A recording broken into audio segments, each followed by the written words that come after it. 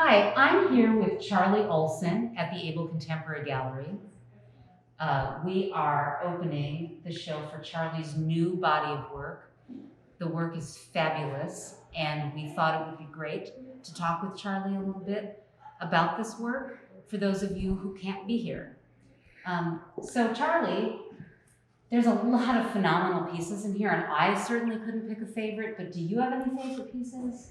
Well, I can pick out a few that I think are special to me, and I guess right in this grouping, this is a particularly nice piece in terms of its subtlety, and every one of these pots is a glaze experiment in and of itself.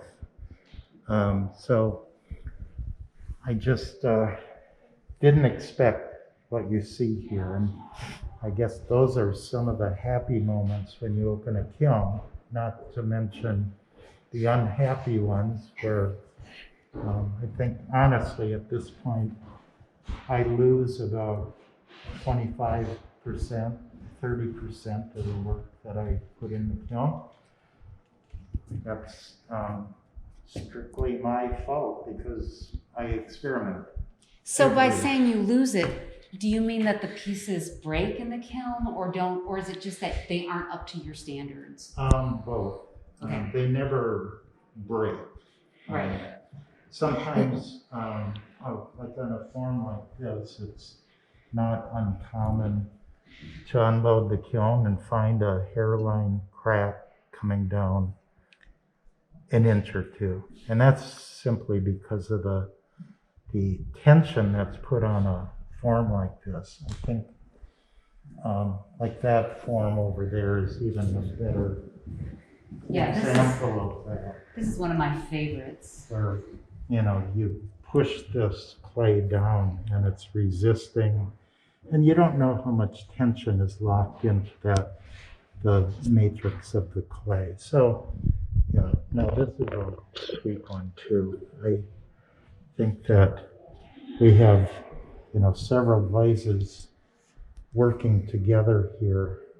This inside is glazed separately, and that's the first glaze that's applied to the pot, and then that is waxed with some water-soluble wax so that the next glaze that I apply will not adhere to that area that I just glazed.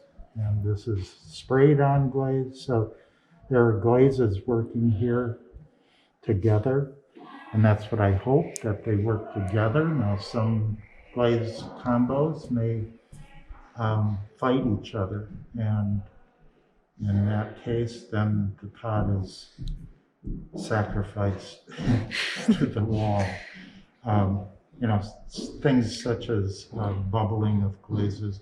It's just a matter of all these chemicals getting heated up at the same time, one on top of the other, and some emit volatile gases, etc. So that, kind of enters into pass or fail.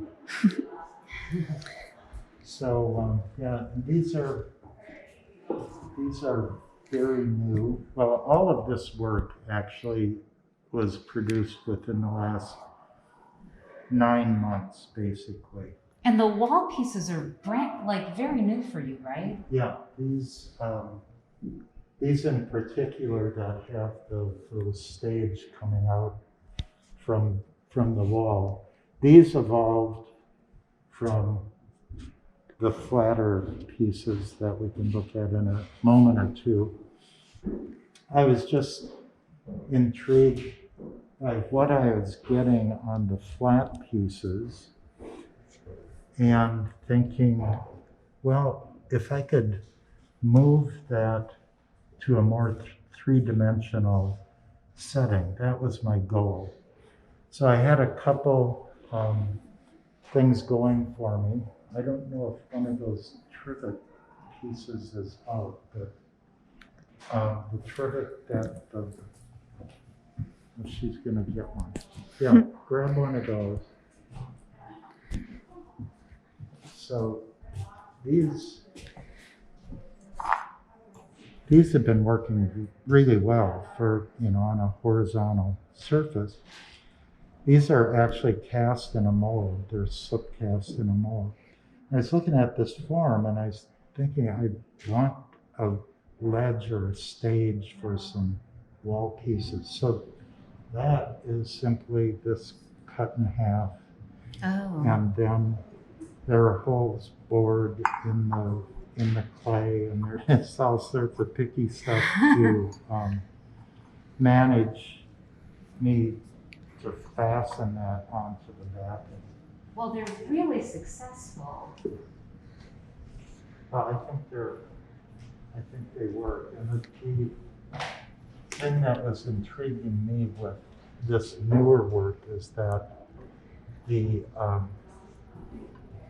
super thinness of the clay is what I was really going for, to make just the feel of this so much more delicate. I don't like the word precious so much, but delicate and very fragile, to where, it's psychologically kind of sets you a little bit out of balance, but at the same time, the delicacy of them and the colors that are so much more pronounced with this black background. That's what I was after. There's no particular narrative involved here, and in fact, there's no way that I even draw these things out or blueprint them ahead of time. They're just spontaneously glazed in my studio.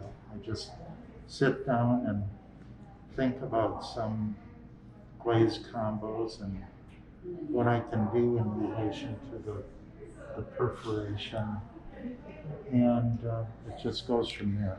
And it probably takes me a day and a half to glaze these. It's a lot of taping and waxing and spraying and all that, those kind of techniques. And then they have a slight arc shape, which I found I really did want that to happen. I didn't want these to look like a rigid, stiff board, plywood against a wall. So these are fired in a special way so that I have some supports on each end. And this clay is so incredibly malleable at a high temperature that whatever form I put underneath it, this will conform to that form. So it just kind of relaxes itself down into whatever form I put underneath. So that's, yeah. These all started, after I started doing these panels. The very first ones, I think about a year ago. Mm-hmm. And that's when I think I brought a few examples in to show you. And they're evolving. These are a couple of the original ones. Yeah, there's a few over here that I just think are really striking. These are beautiful. I love this one. Yeah, kind of a landscape type of deal. I didn't think it was going to be a landscape when I started glazing it, but once I started doing some pouring and brushing and stuff, it kind of took that form, so I thought I'd run with it. Yeah, when I look at the wall pieces, I do think, it seems to me that you're approaching them the way that a painter, if they're doing color field painting or non-objective work, that's exactly what it seems like. It's exactly, it's really in the moment kind of activity. Yeah. So and I do drawings of these, but it's after the fact. It's only for my research notebook where Yeah. I draw exactly what I did, not what I'm going to do. Yeah, I saw your notebook. It's great. Oh. Well, is there one more last special piece you'd like to? What's your favorite tea bowl? That's,